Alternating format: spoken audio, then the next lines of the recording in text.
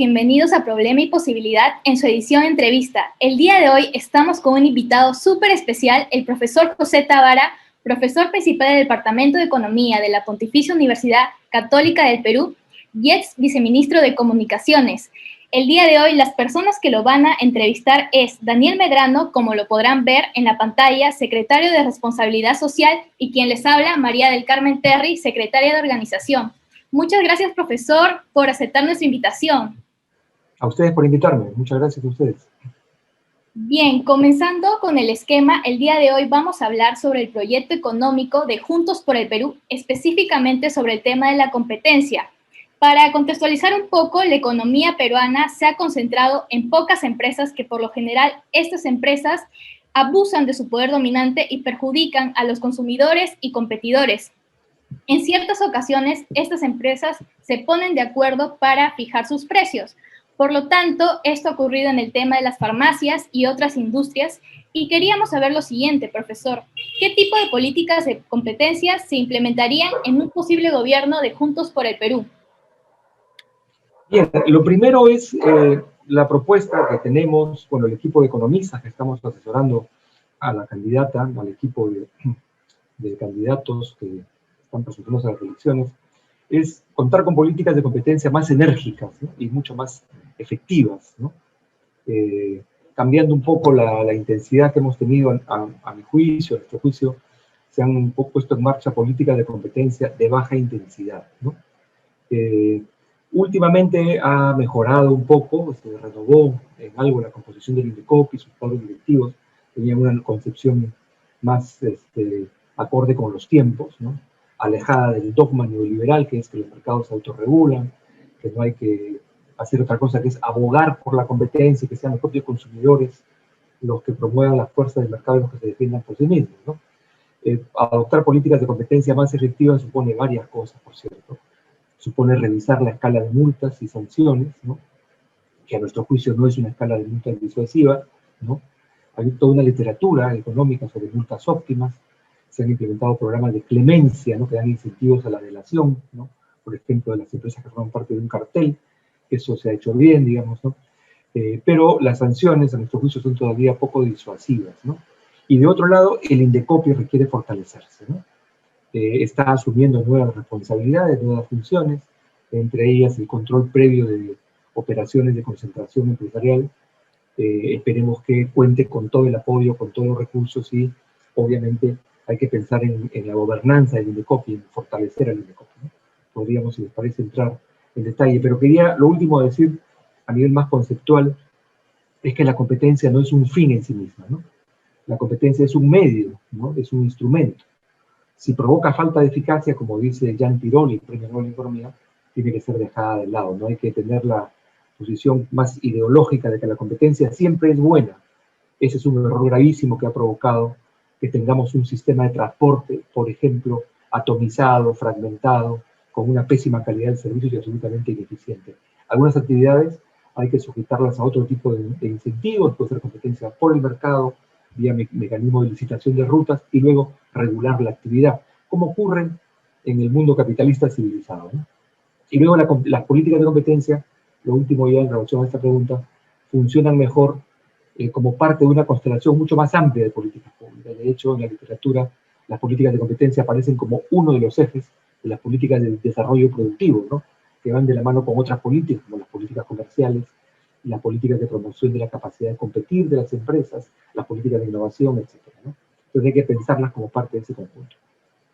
Sí, profesor. Continuando con lo que dijo, sí considero que las políticas de competencia son fundamentales y su objetivo principal siempre es que las empresas compitan de manera justa. Pero continuando con lo que dijo, ¿cómo se resolvería esto en el caso de las farmacias o clínicas que han sido absorbidas por conglomerados? ¿Qué consecuencias traería para la economía peruana? Bueno, es justamente el caso de los conglomerados digamos, que han absorbido las cadenas de farmacias vía procesos de adquisición y luego fusión posterior, han provocado una serie de perjuicios a la ciudadanía, ¿no? Uno ve ahora varias marcas distintas de farmacias, Incafarma, Mifarma, uno cree que son empresas diferentes, pero es una sola empresa que concentró a todas las cadenas. Dicho sea paso, eso tiene antecedentes, ¿no? en una investigación que inicia el INDECOPI de concertación horizontal de precios entre estas cadenas, ¿no? Eran como 9 cadenas y luego se fueron fusionando entre ellas y al final quedó una sola, ¿no? Que forma parte del grupo Intercorp, ¿no? Es un grupo, es un conglomerado económico liderado por este holding de empresas, ¿no? Entonces, la ley de control de concentraciones no tiene efectos retroactivos, obviamente, ¿no? Para enfrentar el poder que estas empresas tienen en el segmento de distribución minorista de medicamentos, lo que hay que hacer es recurrir a la red, ¿no? Construir una red de distribución, ¿no? Aprovechando la capilaridad que tiene el sistema público de salud, ¿no? Me refiero a los centros de salud, hospitales, etcétera. Habría que desplegarlo un poco más, ¿no? Y obviamente esto pasa por una reforma completa del sistema de salud, que es un sistema en el cual hay signos de corrupción, ¿no? En parte también no hay mucha supervisión del tránsito de médicos, enfermeras, del público al privado, pasan del público al privado como Pedro por su casa. Uno contribuye con sus impuestos a financiar un sistema público y al final uno no sabe qué está financiando. De repente estamos financiando las ganancias de las clínicas privadas, en las cuales trabaja también personal de salud que debería estar a la dedicación del sistema público, ¿no? Pero hay una serie de problemas que se han puesto en evidencia con esta crisis sanitaria que tienen que resolverse de raíz, ¿no? Hay que rediseñar y repensar el sistema público de salud, integrarlo, bastante se ha discutido ya al respecto, y luego en el campo privado, sujetarlo a regulaciones, como ocurre en cualquier país, ¿no? Pero lo primero sería fortalecer el sistema público de salud, lo cual incluye, por cierto, la distribución y el acceso gratuito a servicios. Entonces, la salud no puede ser un negocio, ¿no?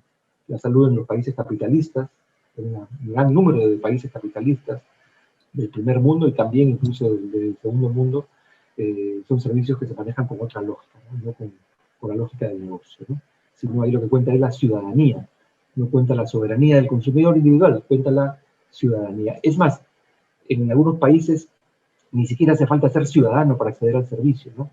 En España, incluso los inmigrantes ilegales acceden a esos servicios, igual en Grecia, en otros países, ¿no?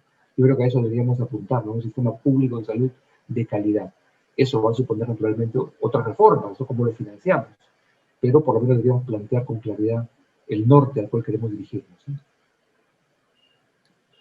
Siguiendo con el esquema de preguntas, ¿cuál es el proceso de sanciones que se les aplicaría a estas empresas que perjudican a los consumidores, que abusan de su poder dominante en el mercado? ¿Qué tipo de sanciones se les aplicaría a estas empresas?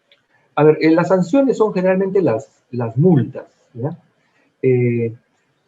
Si uno revisa, ¿no?, lo que ha sido la experiencia del INDECOPI en estos años, uno encuentra muy pocos casos, ¿no?, de sanciones por abuso o posición dominante, ¿no? El grueso de la mayor parte de los casos, las investigaciones, han ido más por el lado de carteles, concertación horizontal de precios, ¿no?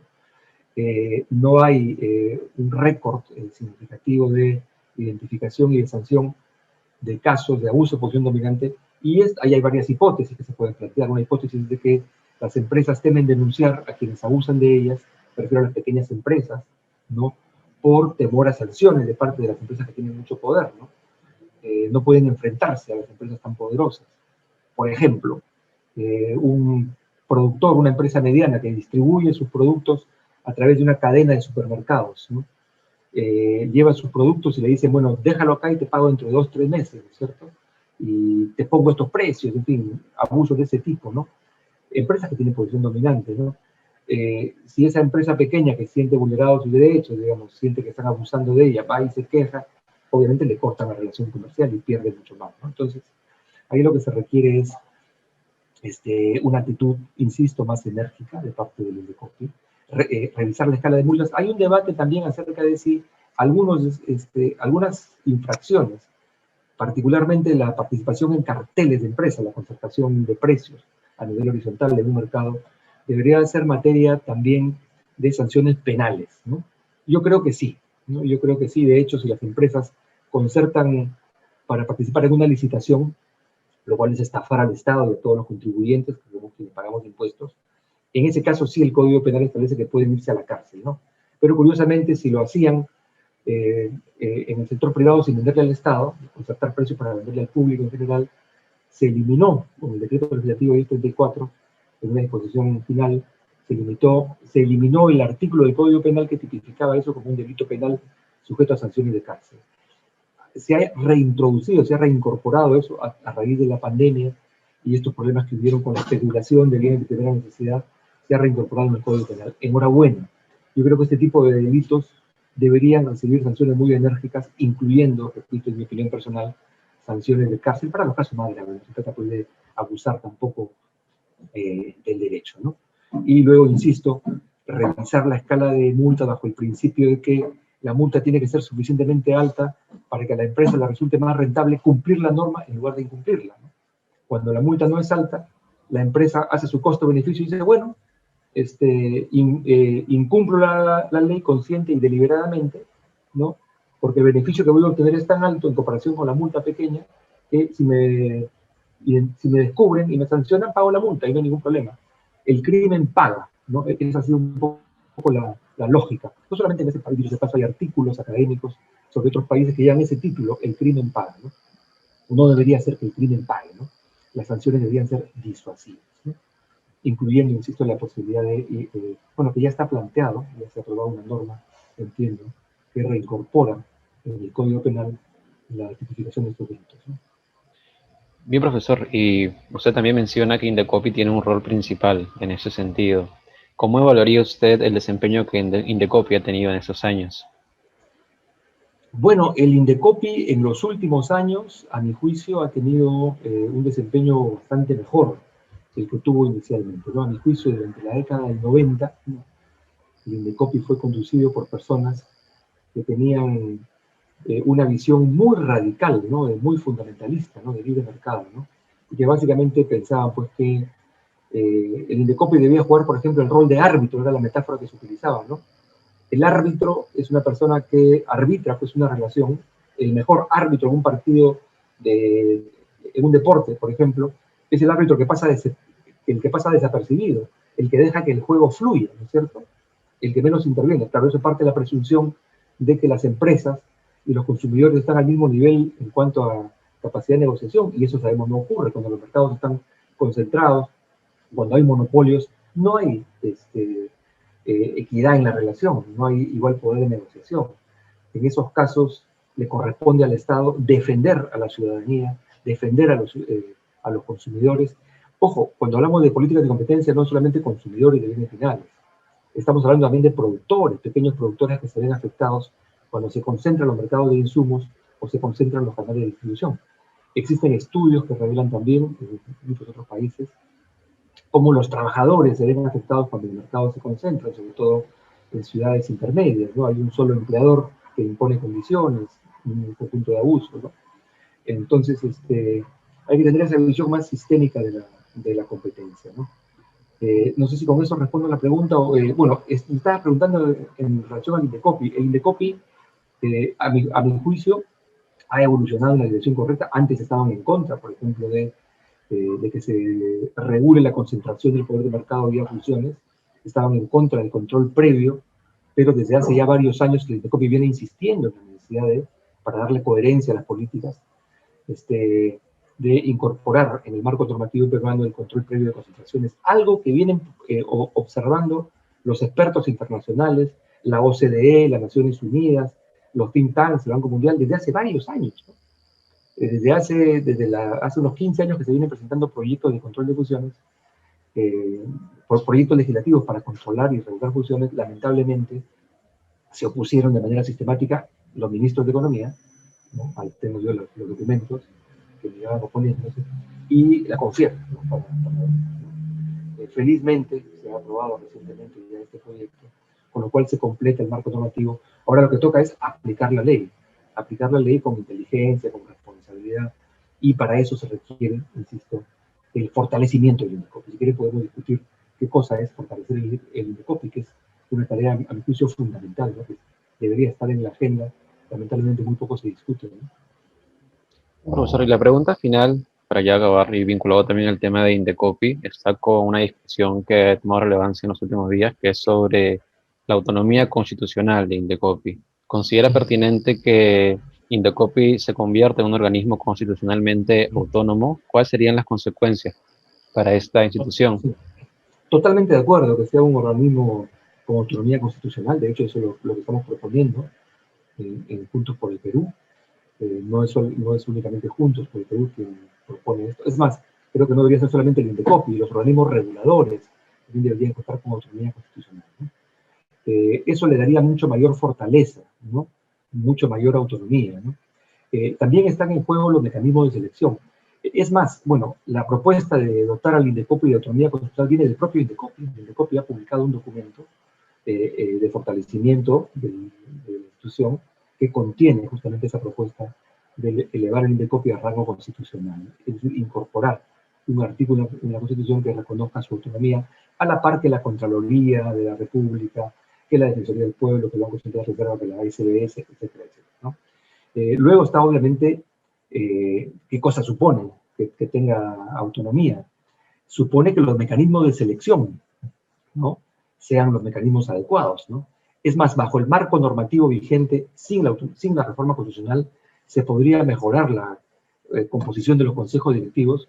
Había una propuesta que se elaboró hace ya varios años para fortalecer a los reguladores y también al INDECOPI, por cierto, que consistiría en que sea una comisión integrada por representantes del Banco Central, de la Defensoría del Pueblo, de la Contraloría, la que seleccione a los directores, ¿no? Que sea un concurso en base a méritos, ¿no? En el caso del INDECOPI es muy importante evitar potenciales conflictos de interés, ¿no? Si ustedes, por ejemplo, entran a la página del INDECOPI y revisan algunos, felizmente no todos, pero algunos miembros del tribunal, ¿no?, o del consejo consultivo, son a la vez personas muy vinculadas directamente a gremios empresariales o a grandes empresas, ¿no es cierto? O a instituciones cercanas a grandes empresas, ¿no? Entonces, eso, pues, digamos, no transmite, no es solamente un tema de imagen, ¿no? Está en discusión, y hay mucha literatura al respecto, cómo la regulación y la competencia se puede debilitar como resultado de la puerta giratoria, ¿no? Es decir, personas que ocupan cargos públicos, ¿no?, y toman decisiones con la expectativa de empezar a trabajar en empresas de las que han salido o a las cuales van a regresar, ¿no es cierto? Y eso es un serio problema, porque no están tomando decisiones pensando en los ciudadanos de a pie, en las personas, en la mayoría, sino están pensando en intereses de grupos privilegiados, ¿no es cierto? Esto tiene que terminar, ¿no? Dotar de recursos a la institución es fundamental. Las dietas de los directores, tanto de los reguladores como de los comisionados del INDECOPI, que integran las principales comisiones, están congeladas hace años. Están congeladas, o sea, no tienen dificultades para atraer personal calificado, y esto me lo cuentan los colegas que trabajan ahí en esos organismos, tanto los reguladores de las industrias de redes como en el propio INDECOPI, que tienen un número limitado de sesiones al mes, ¿no? Creo que son 2 en el caso de los reguladores, y que la dieta que reciben está congelada 15 años, 20 años, o sea, no se ha ajustado ni siquiera por inflación. ¿Y por qué? Porque el MEF se opone, creo, ¿no? La información que tengo es que el MEF tiene el control presupuestal, se arroga la facultad de aprobar el presupuesto de esos organismos, ¿no?, violando claramente su autonomía, porque como sabemos, estos organismos, por lo menos en el caso de los reguladores, se financian con ingresos que se generan en las propias industrias reguladas, ¿no? El INDECOPI también, ¿eh? El INDECOPI obtiene buena parte de sus ingresos con multas, ¿no? Y el otro porcentaje, no estoy seguro, pero lo tengo anotado por acá, eso está en el último informe de la OCDE del año 2018, ¿no? Son ingresos que pueden ser variables, acá tengo el dato, los derechos antidumping del INDECOPI, las multas dan cuenta del 50% y los derechos antidumping dan cuenta del 20%, ¿no? El saldo proviene de otras tasas, no recibe recursos del Tesoro Público, ¿no?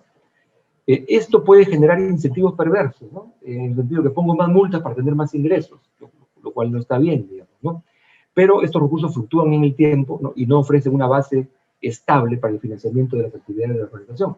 El INDECOPI tiene muy pocas personas asignadas a la comisión al equipo que ve temas vinculados a la defensa de la competencia. Como saben, el INDECOPI ve un conjunto de funciones distintas al tema de competencia, de temas de propiedad intelectual, de registro de marcas, etcétera, barreras de acceso al mercado, tiene un conjunto de actividades, ¿no? Entonces, para fortalecerlo, no es solamente cambiar la Constitución, es meternos en la cabeza que una cosa es el Estado es de todos los ciudadanos, y otra cosa es el gobierno de turno, ¿no? El gobierno de turno no puede pretender que los organismos públicos son el botín para que entren los militantes a ocupar los puestos y luego se enquistan ahí, ¿no? Hay que separar lo que es el gobierno de lo que es el Estado, ¿no? Eso supone, por ejemplo, en el caso del INDECOPI también una renovación escalonada y por partes, como tenemos en los reguladores, que cada año se renueva un miembro, ¿no? Para asegurar la continuidad y evitar cambios bruscos asociados al ciclo electoral, ¿cierto? Bueno, todo esto que les estoy comentando está por escrito en los informes de revisión por pares de organismos como la OCDE, Banco Interamericano, Banco Mundial, y en algunos casos viene de años atrás, ¿no? Lamentablemente no se le ha prestado atención, ¿no es cierto? Juntos por el Pueblo está haciendo suya la propuesta de estos expertos internacionales porque considera que apuntan al fortalecimiento del INDECOPI, que es una condición fundamental para que las políticas de competencia puedan ser más energías y más efectivas, ¿no? Así es, profesor, y esperemos que el próximo gobierno se encargue de propiciar un ambiente de competencia saludable para la economía. Muchas gracias por su tiempo y nos estaremos viendo en el próximo capítulo de Problema y Posibilidad. Muchas gracias, profesor. Muchas gracias a ustedes. Hasta luego.